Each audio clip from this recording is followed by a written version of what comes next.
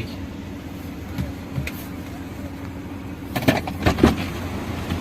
Bolay ho, bolay. Bolliyor gittik. Be?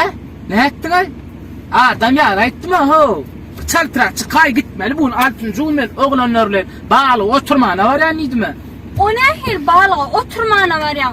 Bugün çağalar alıp birinci parka gidecek demedin mi sen? Ay ho bunun altıncı men bunun deyince alyan bunu.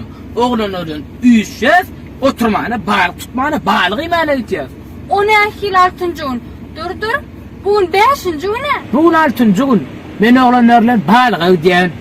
O ne hil balığa gideceğim? Bugün altıncı gün ne? Bugün beşinci gün ne? Bugün altıncı gün. Düşündün mü? O ne hil altıncı gün? Bugün beşinci gün ne? Altıncı gün şu gün. Beşinci gün şu gün. Altıncı gün. Kaka Ha. bugün 5. ne? Bugün 5 okuduk. Ertir 6. gün 4 okuyat. Ana gördün mü çağanamaydık doğru. Altıncı gün hava şu ne? Şu ne altıncı gün ne? Beşinci gün ne mi men kellemi yutkandır etken İntağa kellemi yutkana altıncı gün ne şu gün? Beşinci gün. Bugün altıncı gün. Şu ne altıncı gün ne? Şu gün beşinci gün. Ay kalendara feret şu gün altıncı gün niye? Gör hayır ne karı?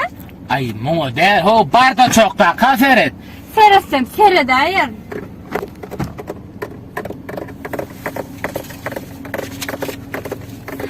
Vay. Hoşum varsın. Neçinci gün? Bugün altıncı gün ekene. Beni ho. Hmm, Neçinci gün dedim? hoşum varsın. Altıncı gün eken bugün. Şeydi. Oğlum. Ne? Bugün altıncı gün eken. Bugün doğrudan 6. gün kene. Şeydiğim de he. Ne şeydiğim elle? Arık kaynı gidiver bağla bana. Gidiyorum elle mi? Gidiver. Diyorum onu.